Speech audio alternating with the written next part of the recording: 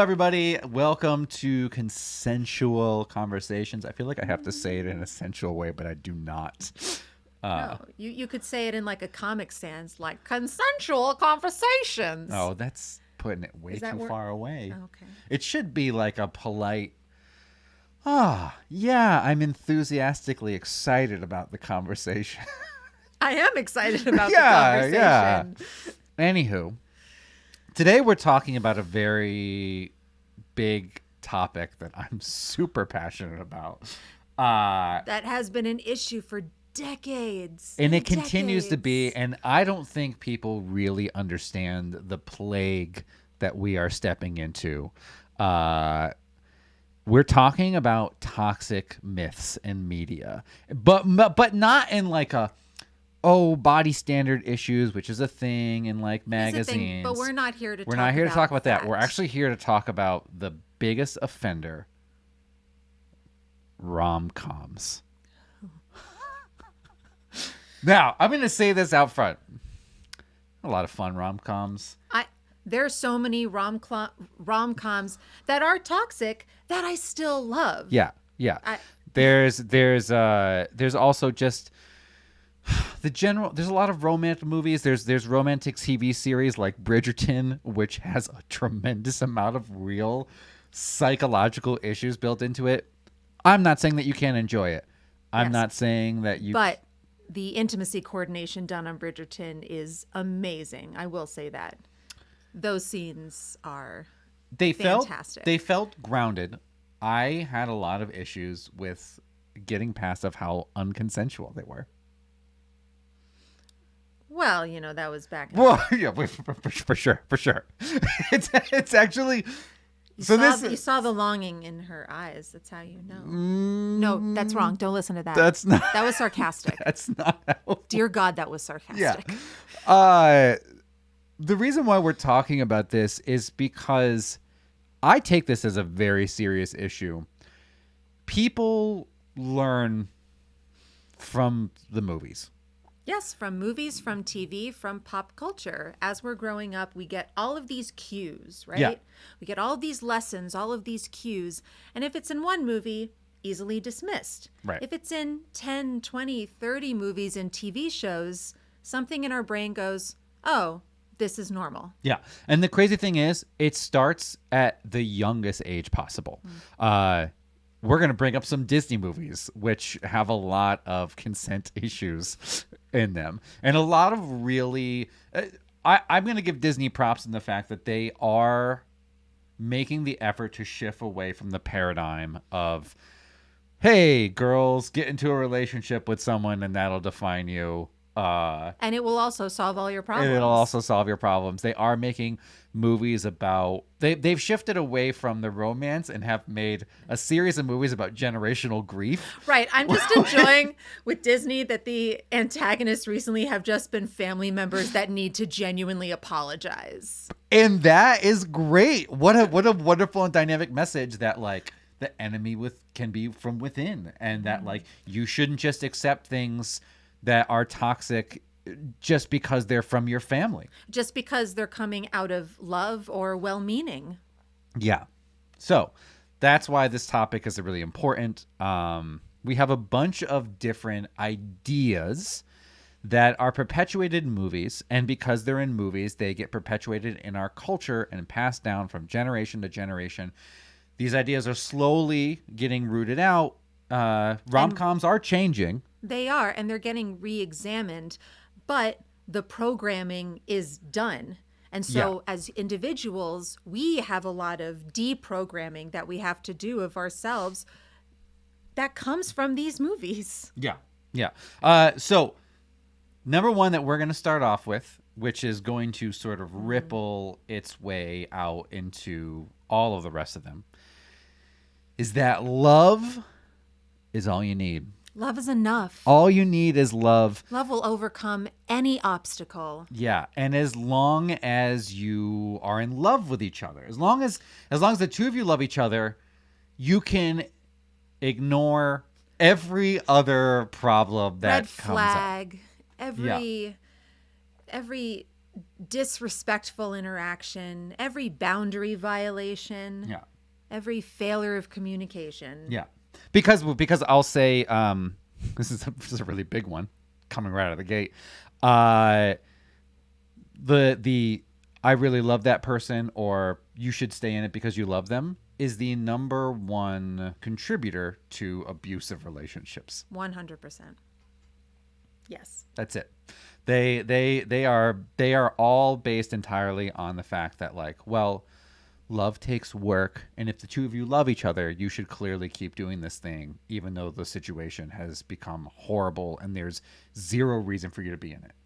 And it can be very difficult for people to tell the difference between what is a bad time, because relationships go through amazing peaks and really terrible valleys. And what's the difference between a valley that is acceptable that you can work through, and horrible red flag, someone's being treated badly, and a relationship that is just not working and not okay. Yeah. I mean, the moral of the story is love is great. We're not here to shit on love. No. However, we are here to say, if you are making your decision solely based off love, solely based off of that feeling of connection that you have with the person, get the fuck out of there. Get out. And there probably is a voice somewhere telling you that this is not okay. And maybe you do or do not deserve this, but that, like, maybe this isn't right, this isn't typical. Or that if it is, it's your fault.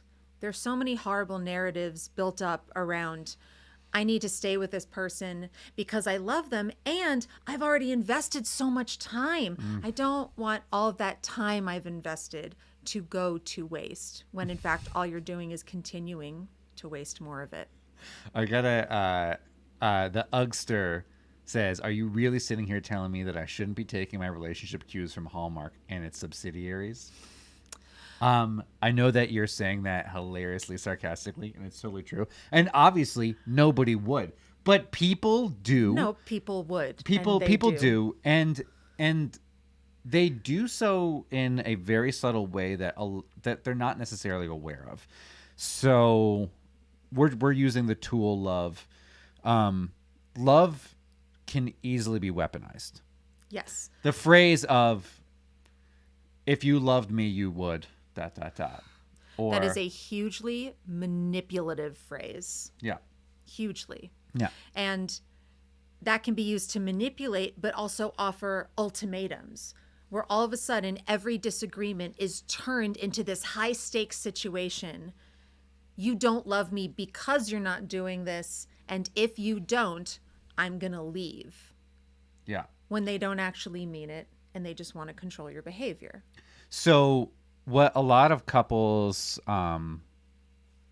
get into arguments about is they both enter the argument with an idea of how they are defining what love means. And then one person can use the rephrasing of that idea to change every aspect of their relationship. So if somebody comes into a relationship and says, love is unconditional, and if you love me, you will love me no matter what. No matter how I treat you, no matter what's going on in my life, no matter if I'm taking care of myself or not, no matter if I'm contributing to the relationship or not, because you should love me unconditionally. Yeah. Here's the thing. I just cheated on you a bunch of times, but that was a mistake, and you love me, and I don't take your feelings into consideration. No. But you love me. I don't contribute to the household, and you're getting frustrated with me, but you don't understand. You don't love me, and I'm going through a hard time, and you should support me no matter what because you love me. And then there's also, our community keeps us in those spaces. And again, this is why I was saying it leads to the abusive relationships. You might say to someone in your community, a friend or family member, I've got all these things going on. And that family member might say, yeah, but you two really love each other. You need to work through it. Yeah. So I'm giving you all permission that you can love so many people. And not be in a relationship with them. And love can be unconditional, but being in a relationship with someone should absolutely be conditional. Yeah, I'm even going to question that. I don't think love should be unconditional. I'm not saying it should be. I'm saying it can be. Well, like but you might still care about somebody who is treating you badly, but that doesn't mean that you need to continue to be in a relationship with them. It doesn't mean that you should continue to support them or to make yourself available to toxic and abusive shit. But that is a condition. The premise of like love being unconditional means under all circumstances, no matter what, that love will still be there. Well, what are you talking about when you say love? Because a lot of people, me included, think that love is a feeling of caring for someone. I also think that love is a verb in addition to just a feeling. And in that case, no, love is not unconditional, because if you are going to love someone, meaning that you are going to invest the energy in continuing to foster your connection, that should absolutely be conditional. Yeah. I mean, I'm going to throw this out there as a bit of a challenge for all of us. One of the loves that's a very strong love is the love between a parent and a child, going in both directions. Now, loving someone, we've just said, doesn't mean that you have to have them in your life. Oh, so not like at all. you can say, I've got my parent, we don't really get along, we disagree on everything. I don't actually have to have them in my life, but I love them because they are my parent. And you might argue in those circumstances that this set of love is unconditional. But that set of love actually only exists in the condition that they are not in your space. That you can still have affection for them Yeah. as long as they are not causing you harm. Yes.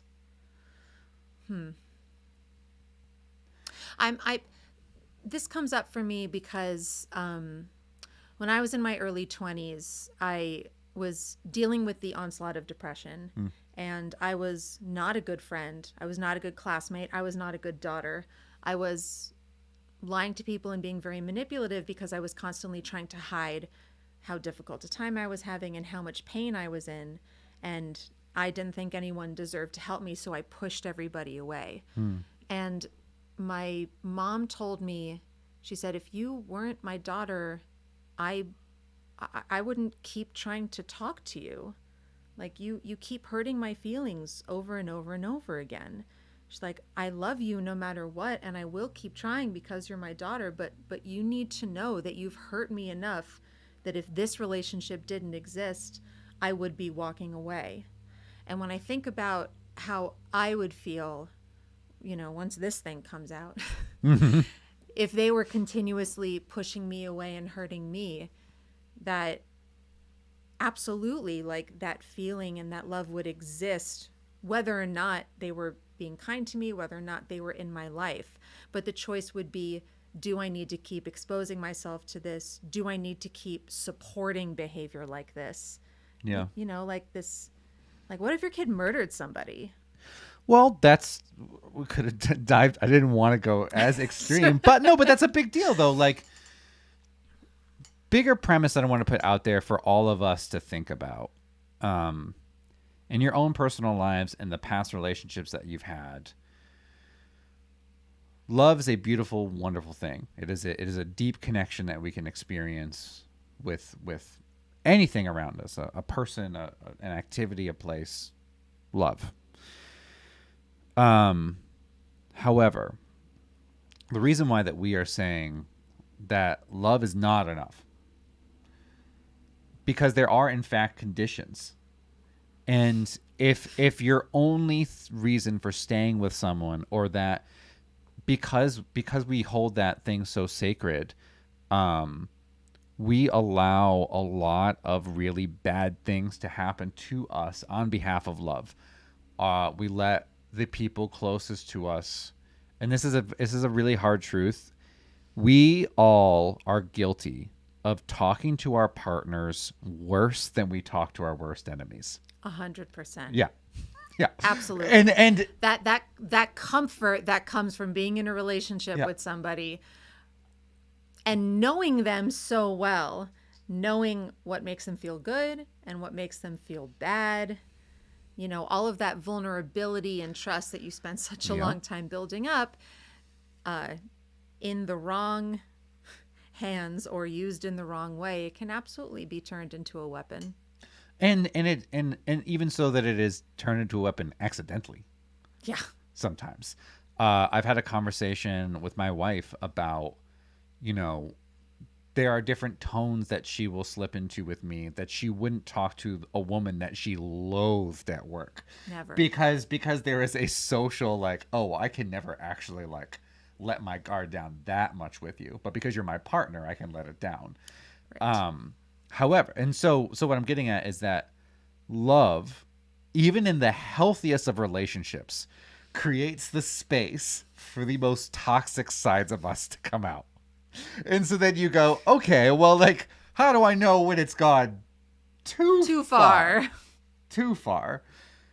That you are going to have to define for yourself. But what I'm getting at is that what we've been told in movies and media and in generations of parenting, whatever, that as long as love is there, you should stick with it and go through it. And that is not the case. No. There are some problems that are genuinely not fixable, and they're usually not fixable because one or both people in the dynamic are not willing to do what it takes to fix them. Yeah.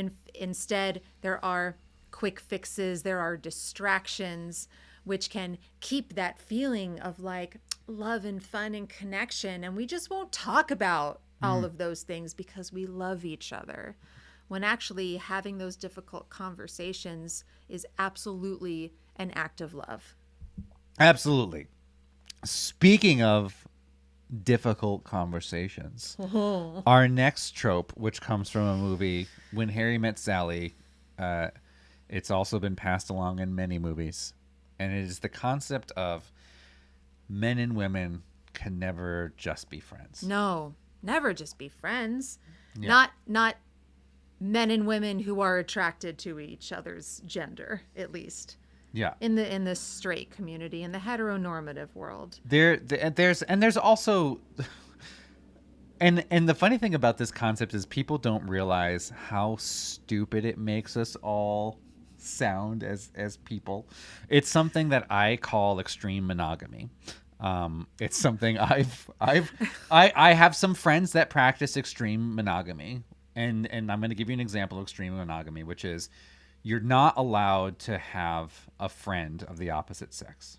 You're not allowed. Which is insane. You're not allowed to text them or call them. You're not allowed to be alone in a room with anybody of the opposite sex ever. Yeah. And if you do, it's a huge betrayal. It's a huge betrayal. And I had a story in a relationship that I was in with someone that was very insecure. I had a friend that Mike Pence, perfect example. I had a friend who was coming over to work on a project with me. She had come from the gym. She said, "Hey, can I use your shower?" And this is my apartment that I have by myself. And I said, "Yes, you're a human. Yeah. That needs to shower. By all means, use my bathroom. I'll go out by day." Now, I've talked to a couple other friends that were in extreme monogamous relationships, and everyone universally said that would never fly. And here's why. I'm going to tell you all what in their head was going to happen. There's a person cleaning themselves on the other side of the door. And they're naked. Now, me being a Neanderthal who has no control over any of my thoughts, feelings, emotions, and choices. Despite the fact that there are walls and doors and boundaries separating you from this person. I had to have sex with them. Or at least try. Try your best. Just because they're there. and everyone's like, yeah, we can never let our partners be alone in a space with someone that they could have sex with because they would have sex. And my response to that was like, so you don't trust your partner at all. That's what it comes down to. And the defense is always, no, I trust my partner. I just don't trust the other person, or I don't trust the situation. But that's not what it is. You do not trust your partner to respect the boundaries of your relationship, and you do not trust your partner to respect anyone else's boundaries, apparently. Then here's the thing that I've learned about humanity. If there's ever a chance that I could have sex with anybody, I have to do it. I think that is one of the ideas about men in general. This whole thing of when woman body, man brain shut down, animal brain take over. How fucking disrespectful that sounds. Like, we're being called like the stupidest person on the planet. Dumbest fuckers, like the most base Neanderthal. And no wonder that narrative gets tied into rape culture. Yeah. Because, well, obviously he couldn't help himself. Yeah. Obviously he had no control over that. She was taking a shower. It's bullshit. Women don't take I'm going to speak to all you out there. Women do not take showers unless they are preparing for intercourse. Ever. There has never been a circumstance. Of course not. Is that not true? Is that not how it works? No, no. Ever since I was a child, I've only ever taken showers to prepare for intercourse. Yeah. So what this also does is it sort of like takes away the fact that, and this is a huge spoiler alert for everybody out there, women are people. No. I know. Did you know this? I didn't know this. Oh, man. No, but it's true. Women are people. We have our own agency. And also, men keep their agency. Their agency and their decision making. Despite being the dumbest that have to give into every circumstances, always keep their agency. I know a lot of us like to have fun with like, oh my God, men are fucking dumb. And, it's hyperbole. But actually believing that men's brains shut down and depending on a woman's proximity to them. Did you see how she was dressed? Thank you, Hero LAT. Exactly. That like a short skirt or a tight dress. I had to do it. I can't imagine anything like more dehumanizing because women are people, but also men are people. And this whole narrative of any control goes out the window if there's a body that I might want. How fucking dehumanizing. Yeah. So this is also going to add in an interesting check for all of your lives. Again, relationships, past relationships. I will tell you a variation on this story. I had an ex. She and I had a lot of chemistry. We had a lot of stuff that we didn't work out. And she said, hey, I would love to talk through these things over drinks with you. We went out for drinks. Now, while we were out for drinks, I found out that she was like, I'm dealing with a lot of stress in my relationship because my partner is worried all the time. They're paranoid all the time that I'm like lying about where I'm going and that I'm cheating on them. And I'm not where I'm saying it. I'm like, well, did you tell them that you were coming out to grab drinks with me tonight? And she's like, no, I told them I went and did this. And I was like, Okay. I was like, not to judge.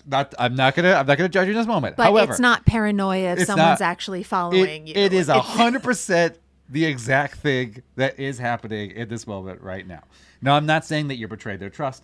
I'm not saying anything that's going to happen to us that they should be concerned about. However, your feeling of my partner is being super paranoid and I've given them no reason to be paranoid is not accurate either. It's false. We have these conversations all the time about our partners and our trust levels and how we deal with their trust in other relationships. Yes, and they aren't easy conversations to have. Like no one is saying that when your partner is say going to get drinks with a friend of theirs that's the opposite sex, no one's saying that you're not allowed to have a moment of feeling Yeah. weird or feel jealous or feel insecure. The key is the boundaries you set in your relationship, I think, should not be totally based on never having to feel a moment of discomfort in your life. Because that moment of you hesitating is an amazing opportunity for connection with your partner. Yeah. So instead of saying, you can't go,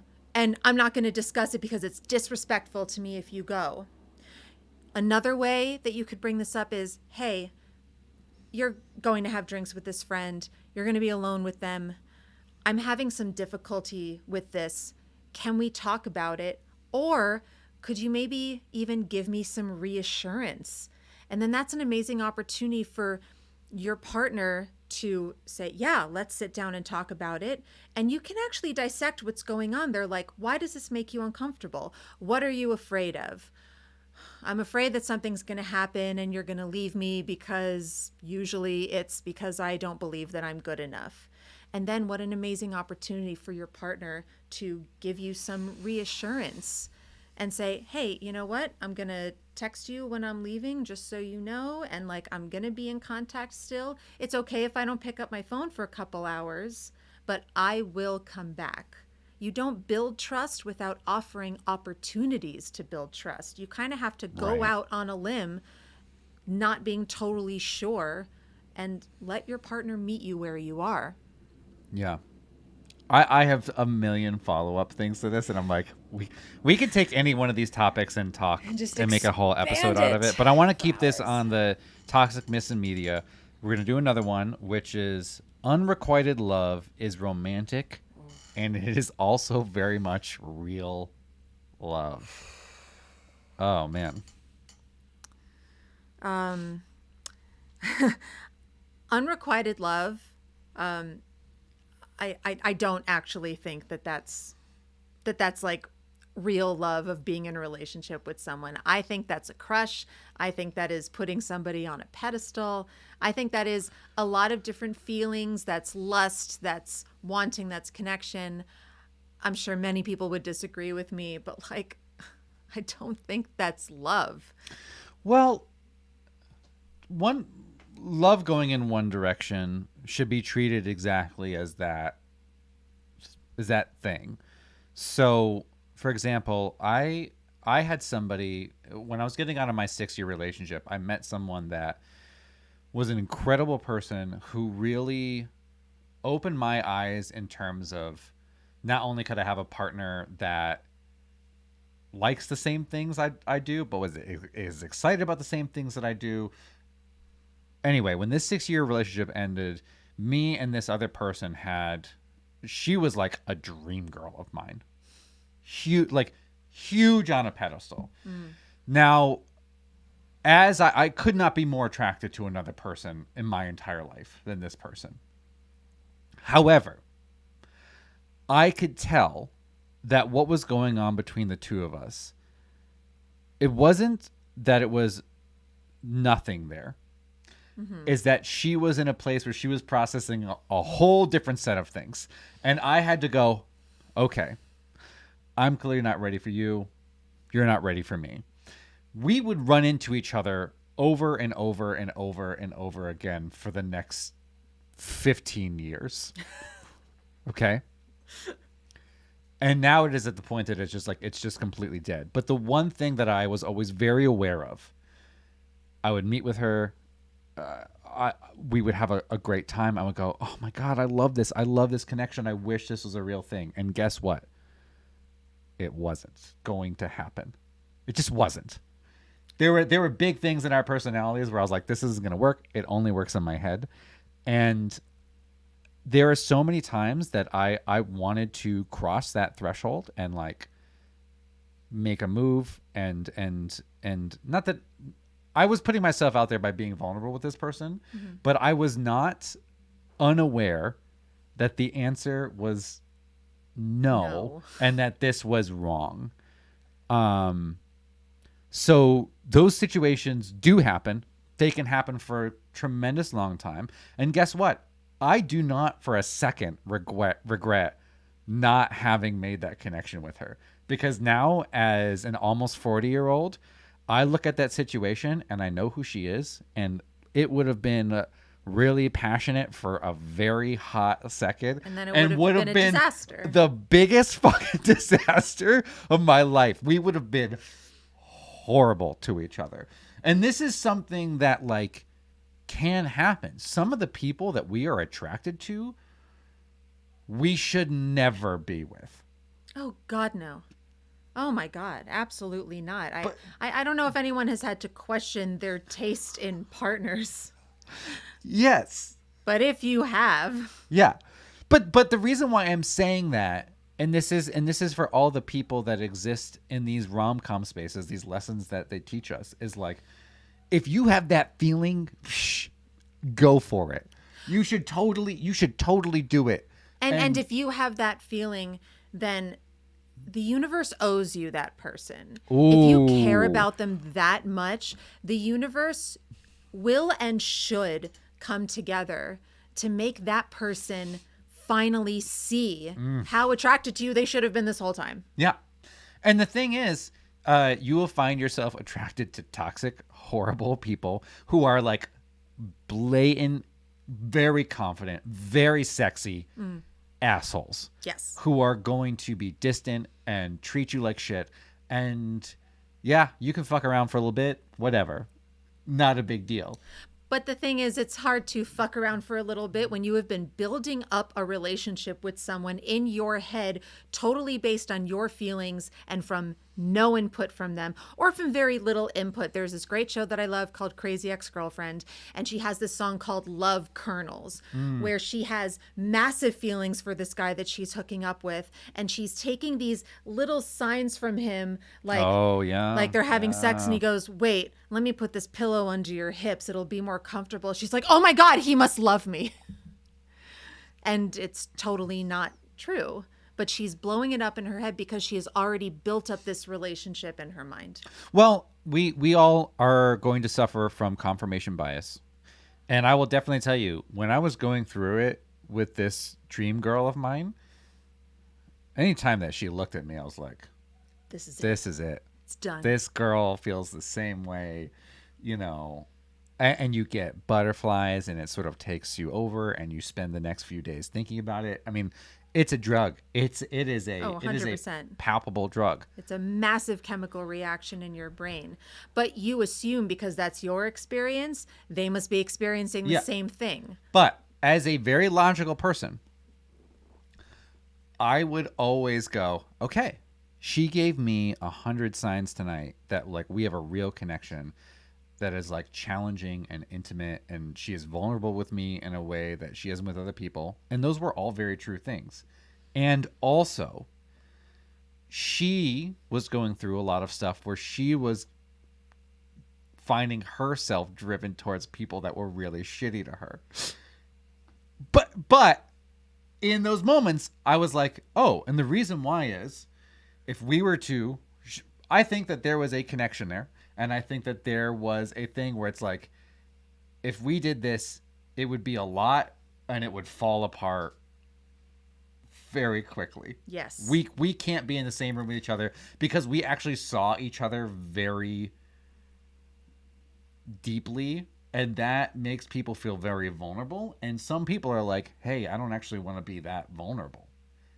I actually do just want, in this phase of my life, I just like, I want to have something. I want to have like sugar and candy and things that make me feel good that are very low stakes.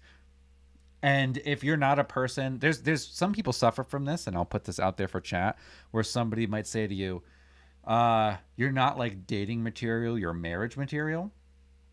Oh, I hate that. But there's a reason why that exists, which is like, you make me feel vulnerable, you make me feel safe in all these different ways. And I'm actually recognizing I'm not a grown-up enough person in this moment to do that.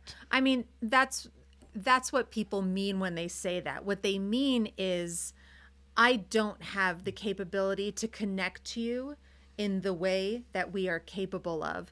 But instead, they flip it and they blame it on the other person, which is kind of a bummer. It is. But that... it's good that they're not getting into the relationship with you. If somebody says, "Hey, I'm not ready to be in a relationship with you," there is a kernel to truth of that, because if they were and they wanted to, they would. Other really big spoiler: a generally people important do what they lesson. want. Yeah. If they want something, they do it. So if someone's like, "Oh, I don't think we're ready," or "I think I need to do this other thing," it's like, that part is true. Yeah, the reason I why know might not be true, but there's been a lot of hate and making fun of the concept of that book, He's Just Not That Into You.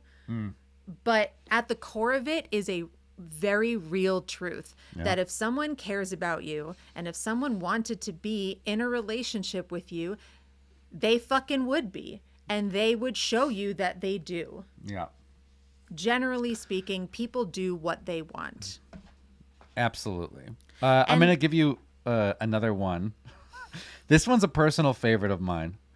This expression is used all the time, and to me, it is hands down the most insane expression used in rom-coms all over the place, and also like every single person's relationship, except for mine, because I drew a line in the sand.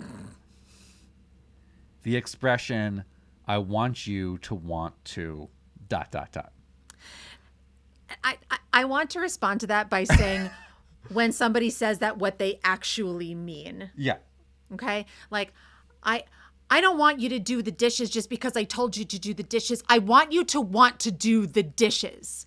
What they're actually saying is, I want you to notice the work I'm doing in our house that helps to keep our relationship and our home together. I want you to register that it's important work that I'm doing. I want you to notice that I'm the only one doing it. And I want you to also feel responsible to contribute to our household. Or I want you to want to bring me flowers. I don't want you to just bring me flowers because I told you to. What they're really saying is, I want to feel like you're thinking about me when I'm not there, and that you want to do things that make me feel good. Sure. But it is a wish of the thing that you're looking for is like, I want to feel supported and I want to feel connected.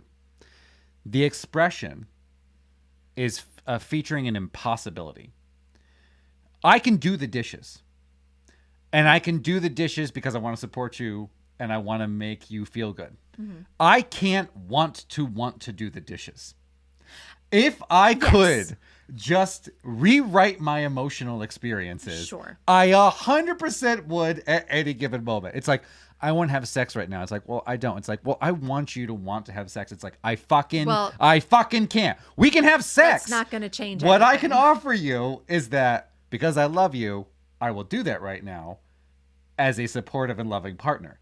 I can't look back in this moment, rewrite all of the circumstances that change my identity of how I'm thinking and feeling and operating in this space. Because what it's taking away is that it's taking away the fact that we are all people. We are not another character in this person's story.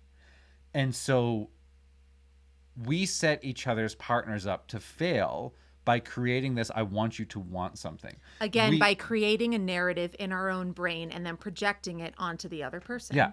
Now, I can do different things with my partner and say, hey, this thing is like really important. I really love this story, or I want you to listen to this, or I want you to watch this show with me.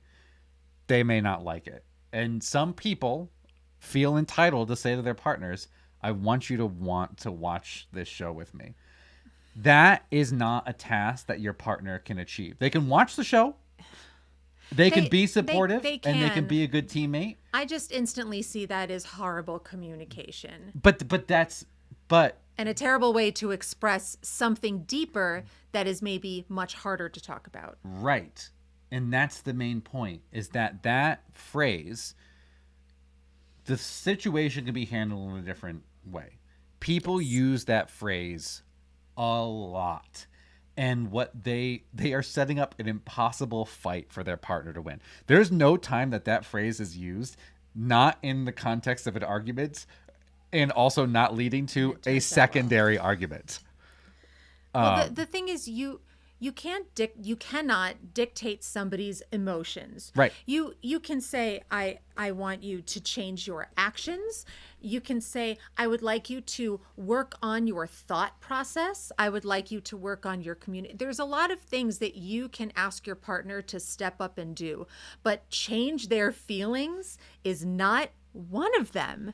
Yeah, here's a really cool thing. I fucking also would want to do the dishes. Oh my God. I want to do the dishes. I want to be the kind of person that when I'm dealing with difficult emotions, I just compulsively clean. I want to be one of those people. My partner is one of those people. When he's bothered by something, the beds will be made, everything will be vacuumed, the dishes will be put away, and that one loose board somewhere is going to be fixed. And I so deeply appreciate that. And I also understand his frustration that is not how I cope with difficult emotions. Mm-hmm. It's just not. My way of coping is fucking useless to anyone and anybody else except for me. Because for me, if I shut down and take some time to relax and do something kind of silly while my brain is allowed to work problems out in the background, then I will come out of it more ready to do the dishes and do the things that I hate doing and don't want to do. It's not that I don't want to support my partner. It's that we have different reactions to emotional states. Yeah. Like for me, mine will be centered around like, we're going to go have dinner with these people. I wish that you were excited about it. I want you to be excited about it. I'm like, well, I'm not. I can go do the dinner. And also, I wish I was excited about it. Yeah. Super not. Best I can do is step into the space with an open mind, try to have fun, be supportive. But that's the best I got. Also, taking mental illness into account, asking someone with anxiety or depression or a myriad of other mental illnesses to feel a certain way about something is pretty fucking cruel. Like the last breakup I went through, my mom took me to Disney World. She took me glamping and she took me to Disney World and she wanted to cheer me up so badly. And I was so sad. It was comical how sad I was drinking frozen butterbeer at fucking Disney World. It was comical. And I still did the rides and they were still fun and I still appreciated all the work she was putting into it, but I could see in her eyes that she was so disappointed that she wasn't able to change my feelings when my feelings a lot of times are dictated by chemicals in my brain that are completely out of my control. My thought process can change, my actions can change, but my feelings are my feelings. Yeah. Period. Anyone out there that uses the expression, I want you to want to something? Find a better fucking way to say it. Find a better way to say it. Find a better way to ask for what you really want, because what you want is valid. If you want somebody to show up more, to be more thoughtful, to be more supportive, all of those things are okay to ask for in a relationship. But asking someone to change their feelings so you can be more comfortable is unrealistic and kind of selfish. There's also an expression of need. I need you to step up and do the dishes more. That's a different statement and a different question. In order for me to maintain my sanity, we have to find a different balance in how we do the dishes. That's a reasonable request that can be figured out between the two of you. That doesn't actually have any blame attached to it. Yeah. It's saying this is a stressful thing. This is a problem and not you are a problem or I'm a problem, but we are dealing with this and so we need to find a solution together. Yeah. All right. Another big media thing. This is a good one. If you really love someone, you can change them even if they are abusive. And from one of my very favorite movies of all time, by the way, Beauty and the Beast. We start them young. It's a gorgeous movie with wonderful music, and I love it. And also, what the actual fuck? Yeah. He locks her in a room. He kidnaps her and makes her his prisoner, and we're all just totally cool with the fact that there's this expectation and result that she will see the real him and fall in love despite all of his abusive behavior. And the interesting thing about Beauty and the Beast is the thing that makes him a unique person, the thing that he brings to the table, is that he stops abusing her. It's, he doesn't like. There's something there that wasn't there before, and it's the lack of screaming and intimidation of physical violence. Yeah. Wow. They have a snowball fight, and they ballroom dance. Yeah. Oh. Yeah. Commit to the idea that one day the person you have feelings for will wake up and just realize that what they've been doing is bad. And don't get me wrong, I do genuinely believe that people can grow and change, Sure, yeah. but it is not on you to change someone, and it is definitely not on you to wait around and be, I don't want to use the word victim, and be the subject of abusive behavior while you wait for that possibility to happen. It's not okay. Yeah. And I'm going to throw this out there for everybody in case you don't know the language around abusive relationships. There's something that's called love bombing. So love bombing is when this person is like being peak potential versions of themselves. They're being connected, they're being committed, they're being honest, they're taking you on wonderful dates. Wildly they're so romantic. loving, they're so attentive, they're all of these things. Everything they have to say to you is the most gorgeous thing you've ever heard. And so the cycle, what we get hooked on is we look at this moment and we go, if I could just, the potential's there. And if I just wait around long enough, it will come back. And it does. The love bombing cycle does come back on a loop. But there's this belief instilled that that is the person they really are. And so if we can just, again, get through this rough patch, if I can just love them enough, we can get back to that amazing person that they really are. This isn't them. This mean, denigrating, fearful, and hateful person is not who they really are. But it can even be in smaller ways than that, like just laziness. Oh. So yes. Part of the reason why the cycle happens is because beginning of a relationship, you've got tons of energy. You've got all that new relationship energy. You're really impressing the other person. You're on your best behavior. You're doing all this magical stuff. You're wooing. And the reason why you're putting so much in is because you're getting so much out of it. Well, as relationships go on, you don't get the same out all the time anymore. It starts to kind of like sink down. So it's like, I made amazing meatballs. And the first time I did it, whew, these are incredible. Incredible. Well, now I've made meatballs 50 times. And while the sentiment is still appreciated, not your best work, these. But even if it's not that, even if it's just a thanks. Yeah. Great. What happened was I put in the same amount of making meatballs work. And what I got out of it now in return was a thanks, like a genuine like good. And so in the cycle of abuse, what ends up happening is that person, and we all kind of go through the same cycle, but we're talking specifically about the abuse cycle. That person has no real incentive to put the same amount of energy into things anymore. Then you start adding in what we talked about before about us being worse to our partners than we are to anybody else. And then you start adding in the stressors because now the relationship is a lot of work, but I'm not getting energy out of it.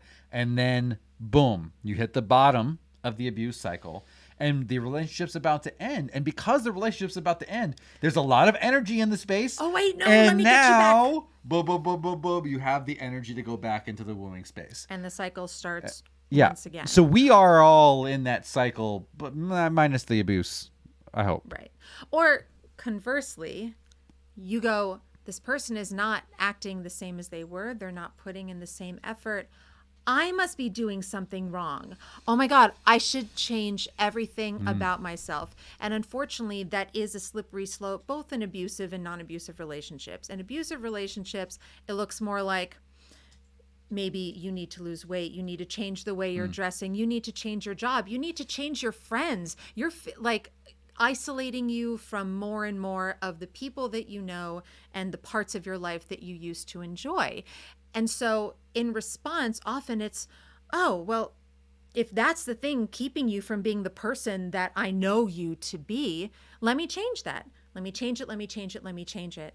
And this whole idea of leaning too hard into the you need to take care of yourself in order to be a good partner to someone turns into let me change everything about myself. Let me lose my identity to satisfy this person, because then they'll give me the love that I had before.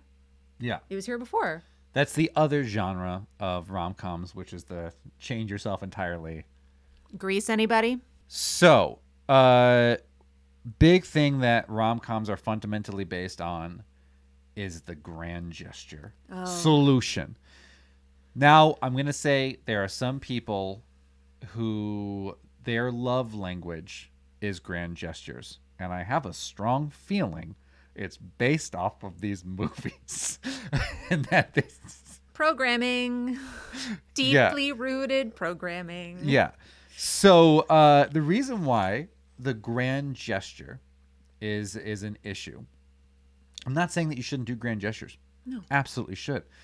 The fundamental thing that grand gestures require, however, is consent. Because the only difference between a beautiful romantic gesture and the creepiest stalker behavior is just that the other person wanted it to happen. And made it clear in some way that they wanted it to happen. Yeah. You've got that, I think it's Say Anything, where he's standing outside with the boot box. If they did not want that to happen, call the police. Immediately. Okay? Every single thing of like, I booked this beautiful hotel room, or I bought us plane tickets to Paris. If you want it to happen, great. If you did not want it to happen, even if we were in a relationship before, that is a creepy, terrifying move. Yeah. If a friend said that to me out of the blue, I'd be creeped out. But even if there was someone I had been dating for 1 or 2 weeks, they're like, I booked us a week in a hotel, or I booked us a trip to go somewhere, I would feel deeply uncomfortable if that had not been discussed earlier, because I barely know you. And you're basically saying to get me away from a place where I'm familiar and I have a lot of resources of leaving if I'm uncomfortable to a place where I can't do that anymore. Yeah. But let's all be honest. This is a place that we could be honest, because we're talking about who we are as people. Having the knowledge doesn't mean that you don't do bad things or make mistakes. In our breakup mode, when we are going through a breakup, we are crazy. We are crazy. Every single one of us is a totally insane person. The craziest shit I've ever done has been because I have been heartbroken in the wake of a breakup. Right. Yes. When you're in the wake of a breakup, you go, I'm going to write them this letter. I'm going to make them this mix CD and drop it off at their house, even though she told me she doesn't want to see or speak to me right now. I'm going to buy them this cute animal. Yeah. The possibilities are endless. Now, you're not going to remember this advice when you're going through a breakup if you have one. But it is so important when you're going through a breakup to allow the intense amount of emotions to dissipate before you do anything. And if it takes 2 people to make a relationship, it takes 1 person to initiate a breakup. If someone says, I'm breaking up with you, or I need to take space from you, you don't get to change that. That person is setting a boundary. Whether or not, maybe we can come back to this later, maybe not. But if somebody says, you need to leave me alone, I need space, I need to process this, that is not your cue to keep going and persevere and make them see the light. Your responsibility is to listen.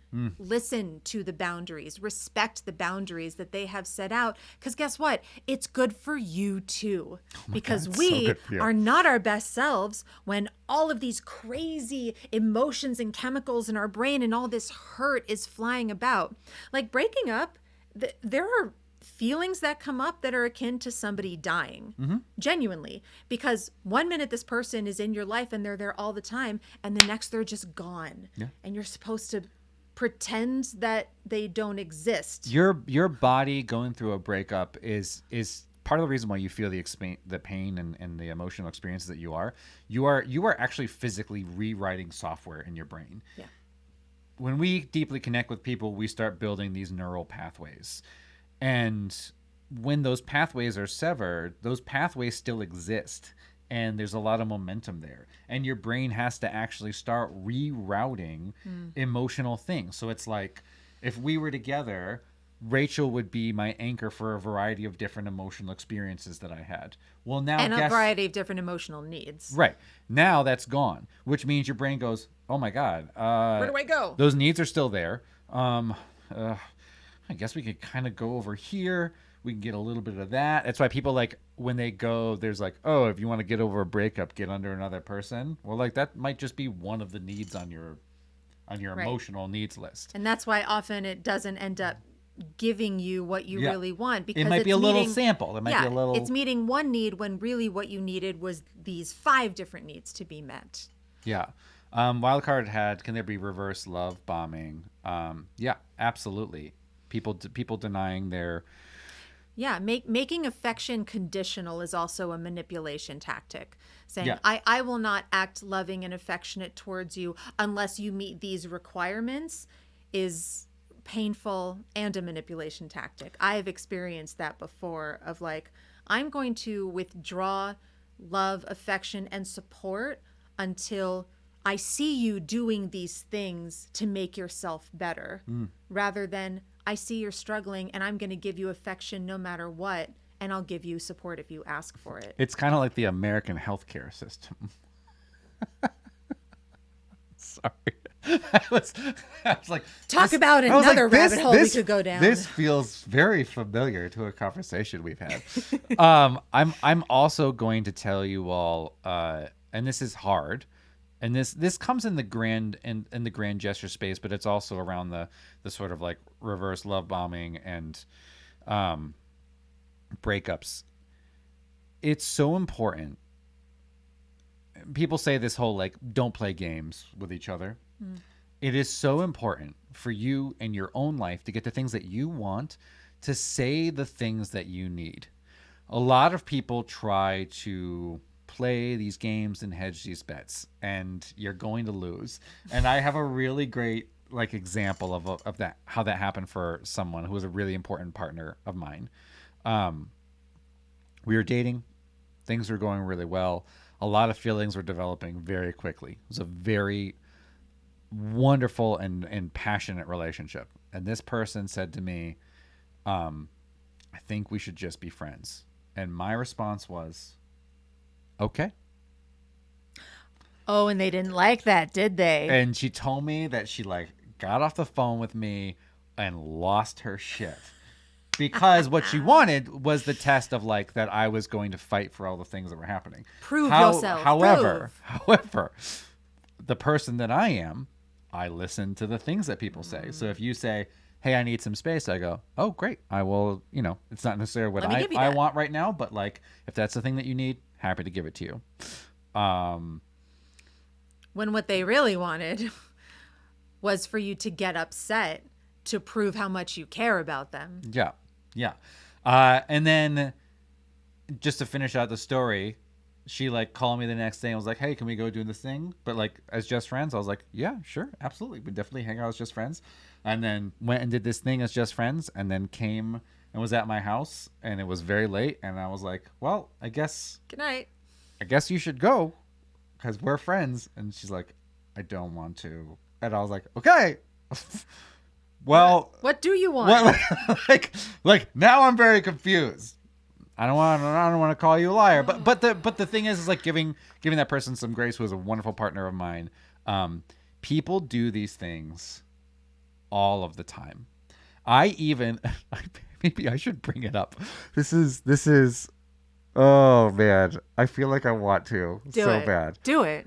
I did an art installation series. I just moved to New York. I wanted to challenge myself to kind of like, I was going through a lot. So I was like, I'm going to make a new art project every week. Great. I made an art project about the person that I was dating.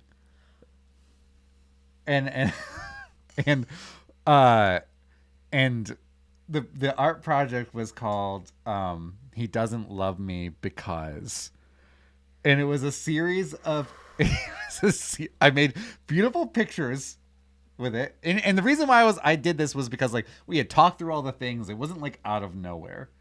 It was a conversation that we had very out in the open, that I'm making an art project about our relationship and about all of these different things. Still. I know. Oh. But for example, and this is us processing our insecurities and putting our insecurities on our partners to fix, which is a thing that comes from rom-coms. That's true. One of the ones I can remember off the top of my head was I'm gonna find it and post it. One of the ones was he doesn't love me because he gave me my own Netflix account. He doesn't love me because he gave me my own Netflix account. Like he wouldn't share his Netflix with me. No. I did share my Netflix with her. I gave her her own profile on my Netflix. Okay. Now the reason why I did it was because I was like, oh, she's got movies she wants to add to a list. Yeah. She can have her own algorithm that'll serve her own thing. She's got her own tastes. Her, in the moment of insecurity, was like, he doesn't want to share anything with me. Like, we're not a we right now. Wow. The reason why I brought this up is because like one of them was, he doesn't love me because I didn't change how he thinks about relationship. Like I didn't rewrite how he thinks about relationships. Oh, and if it was a real significant relationships, then it would blow every other idea about relationships out of the water if this was the real big love. Right. So we are setting this our partners to be like, hey, if you are the person that we're going to spend the rest of our life with, you are the top tier person at every aspect of all relationships that you've ever had, ever. I have changed how you view women, love, communication. Right, because it's not possible that I fell in love with you because of your outlook on those things. I have to be the one to change it. They have to be the top at all of those things. Oh, that's so much pressure. I'm going to tell you all right now, the person that you're with is not the best at everything. They're probably the best at some things. They're best at some things. They're not the best at all things. And we have this expectation because of media that the person that you're with is everything. So they are the person you spend all of the time with. Every hobby that you have, they have the same hobby. They love your hobby just as passionately as you do. Anything you get upset about, they will be just as upset and passionate about it as you. They definitely are the best at oral sex that you've ever had. They're into. They're the nicest to your mom. They're the nicest to your mom out of everyone. They're the best driver. They're the best driver. And the problem is like it is those expectations that tank relationships, just like in the I want you to want to, or like the previous love conversations we've had. We compare our relationship to the idealized romantic relationship that has been told to us. And then we scrutinize our partner by not being this fictitious thing. Which is really unfair because we're also not seeing our partner as they are. And what we're saying with that is, I don't trust you to be enough. I also don't trust myself. I don't trust myself unless you are so clearly the best of everything that I don't know what the difference is between this relationship is just better for me. Whether or not this person is better at all of these things, but this is a better dynamic for me to be in. And here's a big thing. Knowing you're not the best that your partner has ever had in any category will make you feel insecure. It'll make you feel uncomfortable. And that's an okay feeling to feel. It's a totally okay feeling to feel. And it is your responsibility to process that. It is not your responsibility to put it on your partner. It's not your responsibility to say, hey, don't ever mention that person again. Or if you do, you lie had a really, to me. Yeah. Lie to me and tell me I'm the best no matter what. And if you don't, it's a betrayal. Right. You're like, this relationship I know that you had was really passionate, and I don't ever want to pretend like that person ever existed ever again. It's not a real thing. No. And I will give you a really great example. Insecurities, and this was the same girl that I did the art project with. We went through a lot of growth. I'm sure you did. I learned so much from this relationship because it forced me to articulate things I had never articulated before. Insecurities will make you say crazy things, and I'm not saying that you're crazy for having them, but it'll make you form patterns in your head which are completely self-sabotaging and destructive. There's one time we were living together in New York. She came home and she said, "Did you eat dinner already?" And I was like, "Yes." And then things got quiet.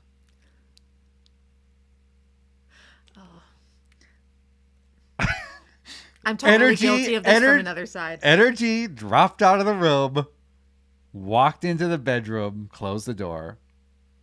And now in my head, I'm like, I haven't even moved. What I was guilty of in this moment was I ate food at a reasonable time. There was no predetermined agreement. I had just eaten. And I went into the other room and I was like, I can tell that you're upset. And we broke it down, and we did it in it's like a spider web map. So it's like you make a little bubble and you're like, this is the train of thought that I came in. I was like, this is going to seem very silly, but I want, for the sake of this conversation, for us to break down what happened. Okay. So we went through the map. She was really, really upset at this point. She was like, okay, you had dinner, which means there was two things. You're not thinking about me, and I don't take care of you good enough. You're not thinking about me means you're searching for other relationships. I'm not good enough means you should be with somebody else. He's cheating on me. In three steps. Insecurity got her there. Yeah, I went from like I had eaten food to I was committing adultery in this relationship. And like and when you break it down in those bubbles, you're like, oh, I can see where one thing fed into another thing, those things spread out and then fed back into this one idea that became the thing that was spinning those wheels. No, absolutely. It's have you seen that viral video? It's not about the nail. No. Well, I won't go into it too much, but in this case, it wasn't about the dinner. I've been guilty of that from the other direction. So my partner, to manage his weight, he engages in keto and he engages in intermittent fasting. So sometimes I will have gone grocery shopping, bought stuff for a meal that is within his meal plan that he can eat, and I have this picture in my head of I'm going to get home and we're going to cook together and I'm going to get points because I planned the menu and bought groceries, and we're going to be able to connect and have quality time during cooking dinner, and we'll be able to eat it together and just have a nice fucking evening. And then I come home, I already started my fast. And while son of a bitch. How fucking dare you make decisions about your own body? But in that moment, it was not about he's making decisions for himself and he's taking care of himself in the best way that he knows how. What it was in that moment was, I don't care about the effort that you just put into it. I don't care about spending this quality time with you in the kitchen. And instead, I'm going to do my own thing because I am not interested in connecting with you this evening. Also, I'm going to make you do all of the work for this meal. And prepping meals is a big job. You prep it for like an hour. You eat it for 5 minutes and you do dishes until the morning. It's just a huge process. And so he was leaving me alone to do all of that work. You were abandoned. I was abandoned. In that moment, I was deeply, deeply abandoned. And guess what fixed it? What? Asking him early in the day, are you planning to start your fast early, or can we have dinner together tonight? Communication fixed it. And guess what? I got to adjust that specific expectation and story that I had built up in my head of how our evening was going to go. Instead, I could just check in with the other person. What did they see for their evening? Should I adjust my expectations? Can I ask you something? Yes. In this moment, how did you react when he said he had started his fast already? What were your next series of actions? Have you ever seen like the Charlie Brown cartoons? Which yeah. Do you know the hanging his head and walking off the pitcher's mound? The picture of sadness? That was me. So it wasn't yelling. It wasn't rolling my eyes. It was just, because all of that other I'm being abandoned, it's because I'm not worthy. It's because I don't deserve to have a nice evening with my boyfriend, and I was silly to think that that might happen. You dumb idiot. Head hanging down, slowly walk into the kitchen, putting away the groceries. And I do that because, yes, I feel sad, but also because I know that my partner is aware and emotionally intelligent enough to notice that I'm sad, and I know that he feels bad when I'm sad. So it was twofold. Well, that highlights another important thing before we move into our questions section. What just happened there could have turned into a huge fight. Oh, absolutely. In a bunch of different ways. Not even coming from your side. You having this moment where you start getting sad.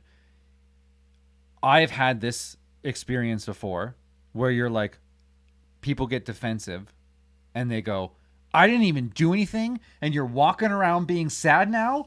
What are you sad about? I ate food. And you start defending your right. Sometimes dinner is just dinner, wild card. You start defending your right to just eat. And then you would respond with, I'm being attacked right now. Yeah, I'm not being sad at you. I'm just sad. Abandoned, and now I'm being attacked.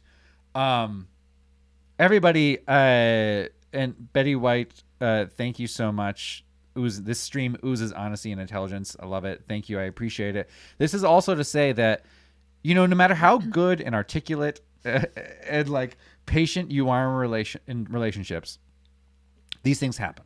Yeah, you still might be manipulating your partner without even realizing that you are. Yeah, and you may find yourself having the stakes get raised in a moment that they didn't need. That dinner was just dinner. Didn't need to get raised. Dinner is not just dinner anymore. My wife is an Aries, and I'm only going to say that just because it's an easy to digest thing. I'm not an astrology person, but I'm going to use it. She reacts to things with a lot of emotion. I do not.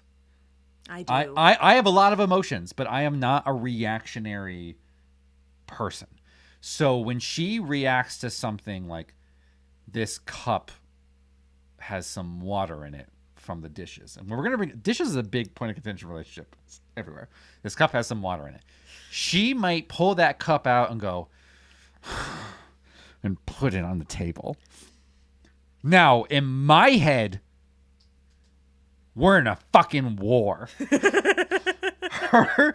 I only achieved that level of reaction at like a 10, maybe an 11. Oh, no, that's nothing. Okay, right. But the thing is, though, nothing. The reason why we might get into a thing in that moment is because of our different experience of the world. In my world, nobody ever reacts that way. In her world, this is a 2. I'm just expressing a frustration. It's going to pass, and I'm going to move forward. It's not a big deal. That cup being placed on the cupboard or on the counter, pointedly, that is a point of war. It is a, Peter, you fucking idiot. You can't put cups away properly? The fuck is wrong with you? Sometimes fucking cups have water on them, and they're going to dry. I have to like get to a point where I go, she has these reactions, and I just wait for like 20 seconds. And it'll go away. And it it'll doesn't. go, It it'll also go away. isn't necessarily about you. Not about me. I don't have to defend It's just happening myself. near you. Yeah.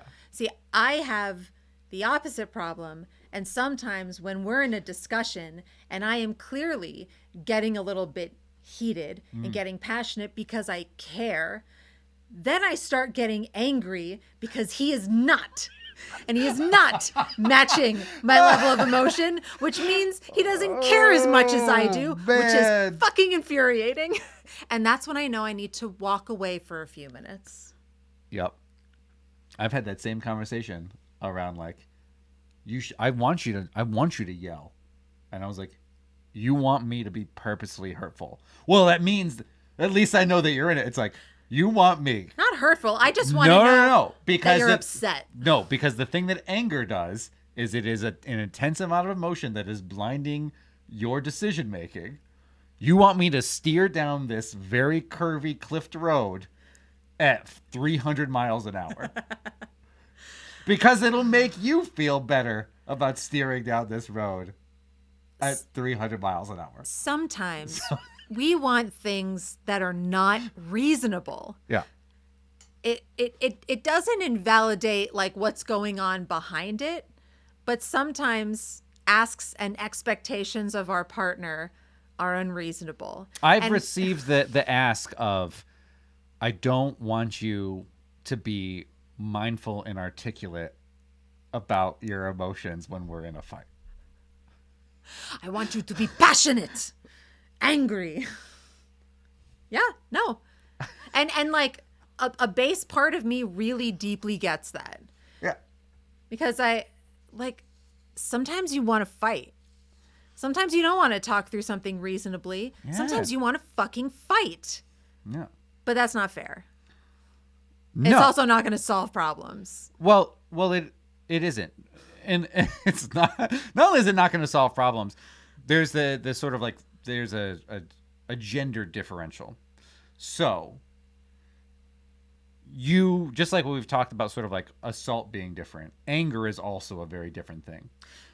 That is very You true. can get really mad and throw things around, and I do not perceive you as a threat. But you switch that. I raise my voice, or if I touch anything, she's like, if you hit something, it wouldn't be a big deal. And I'm like, it is a big deal. Yeah. Because if I've tapped on drywall and put a hole in drywall in a moment of like frustration. And not like I punched a hole in the wall, but like I was mad and I like hit it with the side of my hand. And it just, Yeah. yeah. Right. Or like if I threw something around, it would have a different effect. We'll talk about another episode, healthy ways to process anger. Anyway, This was that's about awesome. it. We're going to. I know how to raid now, so I'm gonna raid somebody. Yeah. But I the think. takeaway Oh, here no, wait, is there's no one on my thing. don't base your relationships and expectations on movies and songs. Yeah. Somebody cheating on you is not an acceptable reason to fuck their car up and cause thousands of dollars of damage. Carrie Underwood. Let me see if I can find Golden Boy. They're helping me with the raid. Good. Oh, great, perfect. I'll do that. But yeah, the real answer is all this shit is a lot more complicated and nuanced than most movies and songs are willing to go into. Yeah, and I think it's also really important to just. I mean, we do this all the time because, oh my God, do we overthink a lot.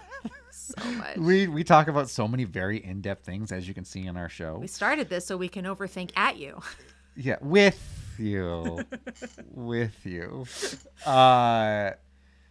It's a constant learning process, which means that you do have to spend time going, oh my God, this is a reality that I thought about relationships, and then I had a relationship that showed me, oh, it doesn't actually have to be that way, or this isn't the case, or people, I think it's so important to date, to like learn about human beings and Very see important. all the different ways that you two as human beings, or the variety of human beings out there that connect. And find out what they bring out of you. Yeah. That's the only way you're going to find out what's right for you and what's not, is to do the wrong thing a bunch. and go, well, that's not working. Yeah. Let me try something different. Give yourself some grace. We'll be back next week. Yes, we will. Thanks for your patience. Bye.